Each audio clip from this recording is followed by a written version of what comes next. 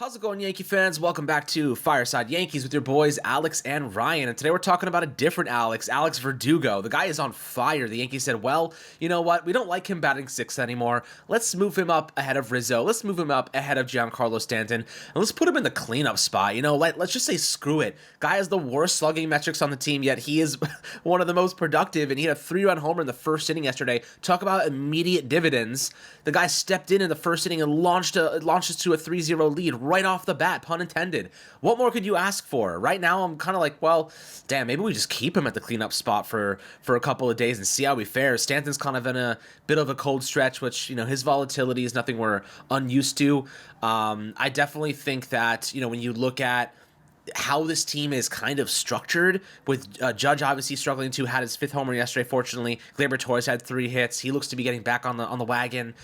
It was an all-around just get-right performance against the Milwaukee Brewers, who, by the way, are 17-9. They're a good team. So this was pretty impressive to see from the Bombers. Everybody that was struggling got involved in the action for the most part, and Verdugo continues his hot stretch. But, Ryan, tell me about this guy, Verdugo. What has changed for him? Why is he so red-hot right now? Why is he looking like the best he's ever looked? Boston Red Sox fans are in absolute shambles right now, watching him dominate for the Yankees. What are you thinking about his performance early on in the season? I mean, I'm kind of stunned with just how much he's changed as a hitter. Like a lot of these changes are things that are more subtle, right? It's not like a new stance or I guess you would say like a new swing or whatever it may be. His bat speed is up a little bit, but if you look at what has really changed, it's just the swing decisions. He's just gotten so much better at taking advantage of good pitches to hit. Again, I kind of cite Seager and hittable pitch percentage, and every time we talk about him, I bring up these metrics, but it's for a reason. It's because he was, and I wrote about this, his swing decisions last year were bad. Like, I don't care what anybody says about, patience, discipline, this and that. If you're taking 42.4% of hittable pitches, you're making bad swing decisions. You're leaving meat on the bone, right? It's like that one friend who, when they eat chicken wings, they leave all the meat on the bones. You're like, what are you doing? You know what I mean? Eat the whole wing. Why are you eating parts of it? So Verdugo has just been, he's changed that aspect of his game. He's no longer leaving meat on the bone. He's going out and getting it. And, Verdugo has put up pretty good offensive numbers. The expected weighted on base average at 350 is really good. His sweet spot percentage has jumped up to 36%. Exit velocity numbers are starting to creep back up to their norms. 4.5% barrel rate. That's 0.5% lower than where it was last year at 5%. I always kind of felt like if he barreled the ball as much as he did last year, that he was just going to work here. I just thought the swing made sense for Yankee Stadium.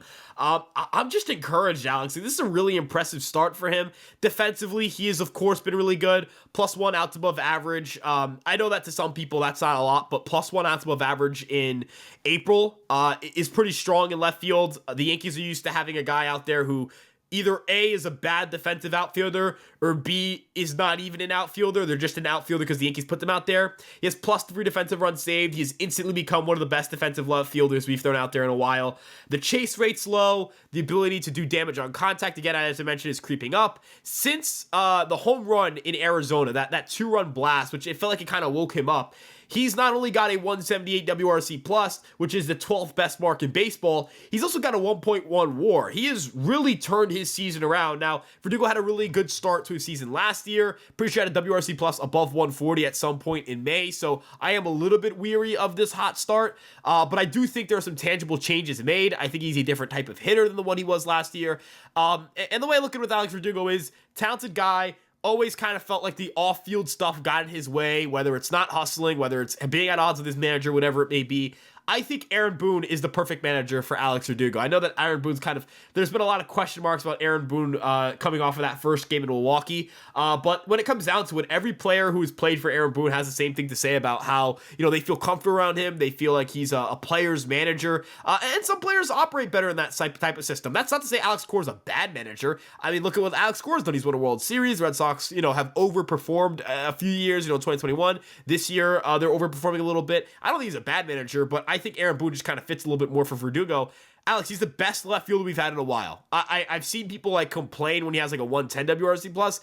If he finishes with a 105 WRC plus and plays above average left field, that's a win. Greg Weisser, look, we spawn relievers. We'll find a guy, right? I know maybe Michael Tonkin isn't the guy. We'll find guys, right? Nicholas Judas, good arm. came out of college. He's a reliever. You know what I mean? Like the college relievers are not the most valuable players in the world. And then I forget the last player we traded. Oh, Richard Fitz. He's a solid pitching prospect. Nothing to break your heart over. The Yankees traded not much to get this guy, and this isn't to say it's a bad trade for the Red Sox. More so to say that this trade's looking pretty good for the Yankees.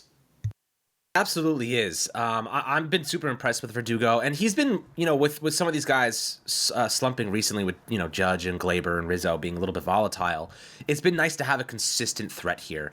But one of the most exciting things about Verdugo, and I think you may have touched on it, he ranks in the 97th percentile in whiff rate and the 100th percentile in strikeout rate with just a 7.9% K rate. This dude, he's locked in, man. Like, he's seeing the ball so well. Even if it's not generating hits all the time, he is not a strikeout machine. And the Yankees needed a player who wasn't just strikeout or home run. And he is exactly that. He's kind of like what I imagine IKF to be, but a lot better in terms of, IKF was never a high strikeout guy and not a big power guy. But Verdugo is a lot better because he has that torque and he can pull the ball to right field as a lefty.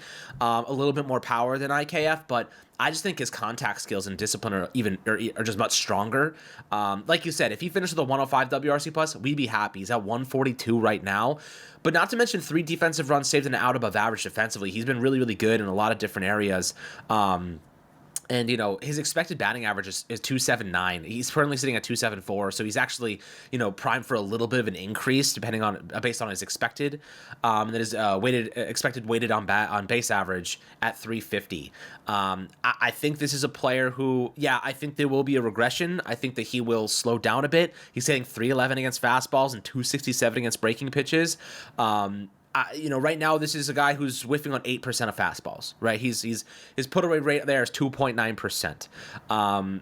We're seeing excellent stuff from him. I think that a lot of pitchers are going to start to dance around him with off-speed stuff, which he's been a little bit more, ineffective against. But you can't just throw off-speed pitches. He will catch up to it. I do really feel as though this is such a massive upgrade. Even if he doesn't continue this trend, and we don't expect it to continue, at least at this pace, left field last year was a disaster for us. We're talking about Hicks and Cabrera and Jake Bowers and Billy McKinney and whoever the hell, Greg Allen. Guys, we're talking about guys who shouldn't even be playing on teams right now. I mean, Hicks, I don't know what he's doing to open this year, but I can't imagine he's that good. Looking at Jake Bowers, I don't even know where Jake Bowers is. Billy McKinney, don't even know where Billy McKinney is. Jake Bowers is actually Milwaukee. He's actually, that's hilarious. This is the Jake Bowers legacy game. That's right. Like the point being is, like, a lot of the guys we had last year, for most teams, they shouldn't be primary starters unless you're a bad one. Is Jake Bauer starting for Milwaukee?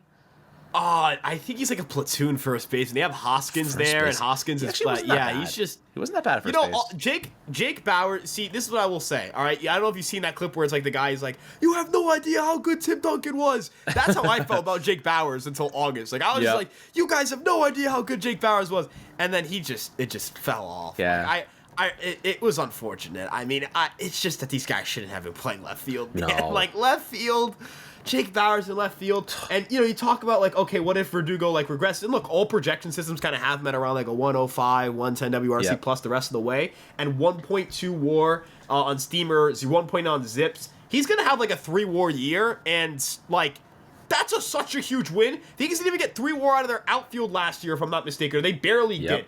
Their outfield last year was a disaster, man. Like, I get, like, chills. Like, I get, like, frustrated thinking about the outfield. It's like a trigger for me at this point. Yeah. Oh, no. It's I don't want to go back to that. I don't want to, like, think about these bad times. Prefer to stay with the good ones. But again, I think Verdugo also has a lot to fight for, a lot to play for, because he's in an arbitration, like final year of arbitration. He's going to be a free agent next year. Yankees probably aren't bringing him back. He has everything to gain and everything to lose. So if you're Verdugo, you have every reason to be locked the hell in. And he is. And look, it's changing the course of this outfield for the better, especially with Judge struggling. And, Juan Soto continues to be Juan Soto. And look, the truth is that this team, you reflect on last year. Without Judge, this team was horrible. And now, with Judge struggling, Juan Soto and Verdugo have kind of been they have been key components, catalysts in this team maintaining their record and being one of the best in baseball. Without those two players, this team is horrible, right? Horrible. And that's kind of a testament to Cashman's moves this past offseason. He made the moves to make this team better. This outfield went from one of the worst to one of the best offensively overnight, especially when Judge starts to heat up. He looked a lot better yesterday. Obviously had that home run, but hopefully that was a get-right game for most of these guys. I am curious to see how the Yankees proceed with Verdugo. I think they keep him in the leadoff spot after yesterday. Immediate results. There's no reason to make another change. Stanton's been really just cold, and Rizzo's been polarizing. I think that right now you let Verdugo be a key component in this lineup because he's been so hot recently. Play the hot hand. Put the hot hands in bigger spots to contribute. That's kind of always been my take for the most part. I don't really care about the slugging metrics. I know cleanup spot is normally you want a Stanton there, whatever it might be, but Verdugo's hitting more home runs than Stanton. He's getting on base more. He's just doing more. So with that being said, I liked this change. I thought it was interesting, and the results clearly were pretty impressive. So, guys, love to hear your thoughts below on the cleanup spot. Do you think Verdugo should stay there, or do you think that they should kind of move him back down a little bit? But for now, I think they, keep going with what's hot, and Verdugo is certainly on fire. I'm excited to see how he continues to contribute. But as always, my friends, make sure to like and subscribe, and we'll catch you guys on the next Fireside Yankees episode.